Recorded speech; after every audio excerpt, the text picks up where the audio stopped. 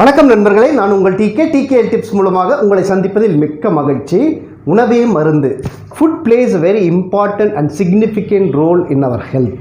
அதாவது உணவு வந்துட்டு நமது உடல் ஆரோக்கியத்தில் ஒரு முக்கியமான இடத்தை வகிக்கிறது.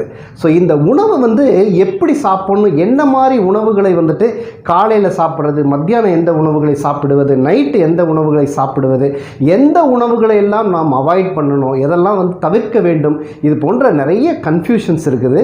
ஸோ அதை பற்றி தான் இந்த வீடியோவில் நம்ம முழுமையாக பார்க்க போகிறோம். அதுக்கு நீங்கள் வீடியோவை ஸ்கிப் பண்ணாமல் முழுமையாக பாருங்கள். மேலும் நியூ வியூவர்ஸ் என்னுடைய சேனலை சப்ஸ்கிரைப் பண்ணி பக்கத்தில் இருக்கிற பெல் ஐக்கானை ப்ரெஸ் பண்ணிட்டீங்கன்னா என்னுடைய எல்லா ஹெல்த் ரிலேட்டட் வீடியோஸ் நீங்கள் மிஸ் பண்ணாமல் பார்க்கலாம்.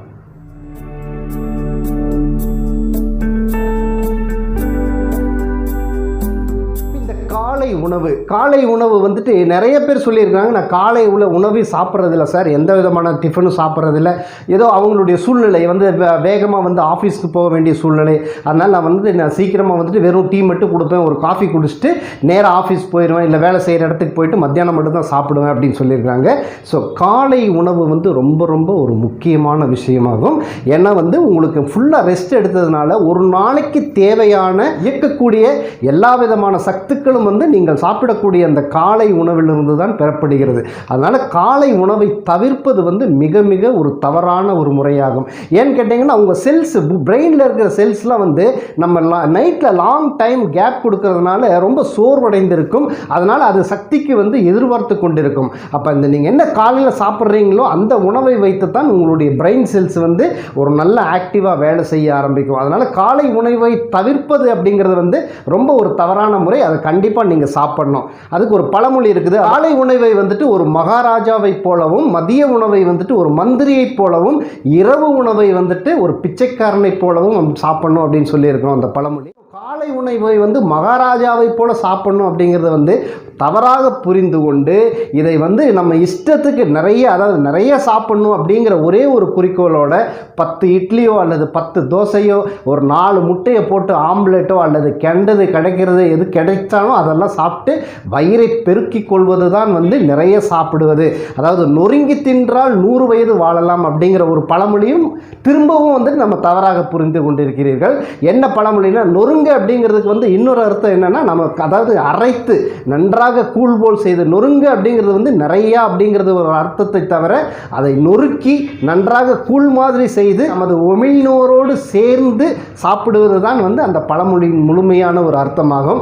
அதையும் தவறாக புரிந்து கொண்டு கிடைக்கிறதெல்லாம் கண்டதை சாப்பிட்டா தான் உடல் ஆரோக்கியமாக இருக்கும் அப்படிங்கிற ஒரு தப்பான கான்செப்டில் இருக்கிறோம். சரி, இப்போ இந்த காலை உணவு பற்றி தெரிஞ்சுக்கிட்டீங்க. சாப்பிடணும், முதல்ல கம்பல்சரியாக சாப்பிடணும். என்ன மாதிரி உணவுகளை சாப்பிடலாம்? ஒரு பேலன்ஸ்டு ஃபுட்டு, அதாவது உங்களுக்கு ஒரு நல்ல அதில் ஒரு புரதச்சத்து இருக்கணும், மாவுச்சத்து இருக்கணும், அயன் சத்து அதாவது இரும்பு சத்து இருக்கணும், மற்ற மினரல்ஸ் எல்லாம் இருக்கணும், எல்லா விதமான தாதுக்களும் அதில் இருக்கணும். இப்படி ஒரு பேலன்ஸாக நீங்கள் கொண்டு வந்துட்டீங்கன்னா அது ஒரு மிக சிறந்த காலை உணவாகும். இது எந்த மாதிரி உணவுகளை சாப்பிடலாம்னா, ப்ரெஃபரபிளி நீங்கள் அன்குக்டு ஃபுட்டு, அதாவது சமைத்த உணவுகளை தவிர்த்து விட்டு காலை நேரத்தில் நீங்கள் சமைக்காத உணவுகளை சாப்பிடுவது மிக மிக ஒரு சாலச் சிறந்ததாகும். இப்போ நான் சொல்கிற இந்த குறிப்புகள்லாம் ஒரு ஆரோக்கியமான நபருக்கு நான் சொல்லிக் கொடுக்கக்கூடிய இந்த குறிப்புகள் உதவியாக இருக்கும். நீங்கள் ஒரு நோய் நொடிகளில் பாதிக்கப்பட்டிருக்கிறீங்க, ஏதாவது ஒரு இஷ்யூவில் இருக்கிறீங்க, இப்போ உங்களுக்கு ஒரு ஓப்பன் ஹார்ட் சர்ஜரி ஏதாவது பண்ணியிருக்கிறாங்க, அல்லது ஒரு டயபெட்டிக் ஹையாக இருக்குது, அல்லது உடல் பருமனை குறைக்க வேண்டும் அப்படிங்கிற ஒரு எண்ணத்தில் இருக்கிறீங்க, இப்படிப்பட்டவங்க நீங்கள் உங்கள் மருத்துவருடைய ஆலோசனை செய்து உங்கள் உடலுக்கேற்ப உணவுகளை தேர்ந்தெடுத்துக் கொள்வது சாலச் சிறந்தது, மிக மிக ஒரு நன்மை தருவதாகும்.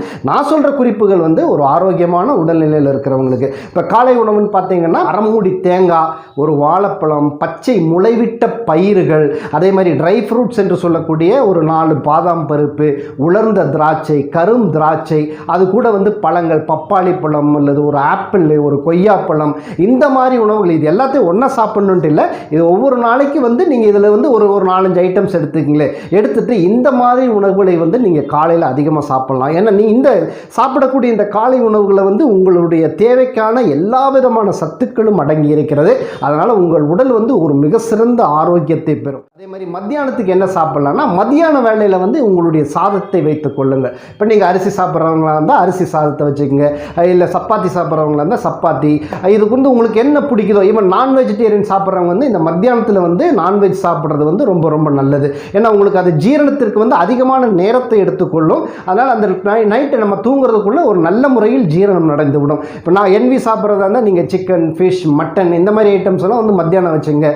சாதத்தோட வந்து நிறைய பொரியல், கூட்டு, உங்களுக்கு பிடித்த உணவுகள், இது உங்களுக்கு என்ன பிடிச்சிருக்குதோ, இதெல்லாம் எனக்கு சாப்பிடணும்னு ஆசையாக இருக்குதுன்னா அந்த உணவுகளை வந்து மத்தியானத்தில் வச்சுக்கோங்க. நிறைய மோர், தயிர் இந்த மாதிரி வந்து ஒரு கலவையான உணவை வந்து மத்தியானமாக சாப்பிடுங்க. அதே மாதிரி இரவு உணவு வந்து குறிப்பாக ஒரு எளிமையான உணவாக இருக்க வேண்டும். ஜீரணம் வெகு விரைவில் நடக்கக்கூடிய ஒரு உணவாக இருக்க வேண்டும். அந்த மாதிரி உணவு வந்து நீங்கள் செலக்ட் பண்ணி வச்சுங்க. இது எந்த உணவுகள் பார்த்தீங்கன்னா, இட்லி, தோசை, ஆவியில் வேக வைத்த அந்த இட்லி வந்து ரொம்ப ஒரு சிறந்த செரிமானத்திற்கு எளிமையான முறையில் செரிக்கக்கூடிய ஒரு அருமையான ஒரு உணவாகும். அந்த இட்லி வச்சுங்க. இல்லை தோசை, எண்ணெய் அதிகமாக இல்லாமல் தோசை சாப்பிடுங்க. கஞ்சி உணவு, கஞ்சியில் வந்துட்டு நைட்டு சாப்பிட்றதுக்கு ஒரு சிறந்த உணவாகும். இது வந்து குறிப்பாக வந்து இந்த கருப்பு ரைஸ் இருக்குது இல்லைன்னா, கருப்பு கவனியில் வந்துட்டு கஞ்சி வச்சு குடிங்க. இல்லை நீங்கள் என்ன மில்லட்ஸ் கிடைச்சாலும் அதில் வந்து ஒரு கஞ்சியை வைத்து அந்த உணவை வந்து உணவாக எடுத்துக்கொள்ளுங்கள். கோதுமை ரவையில் வந்து செய்த ஒரு உப்புமாவை வந்துட்டு நைட்டில் சாப்பிட்லாம். இந்த மாதிரி மிக எளிமையான உணவுகளை வந்துட்டு நீங்கள் நைட்டில் வச்சுக்கோங்க. தூங்க போகும் நேரத்திற்கு ஒரு 2 மணி நேரம் முன்பாக இந்த இரவு உணவுகளை எடுத்துக்கொள்வது மிக சிறந்ததாகும். ஏன்னா இது எளிமையாக ஜீரணிக்கக்கூடியது, செரிமானத்திற்கு மிக சிறந்ததாகும். அதே போல் நீங்கள் தூங்குறதுக்குள்ளே வந்து உங்களுடைய தூக்கம் நன்றாக இருக்கும்.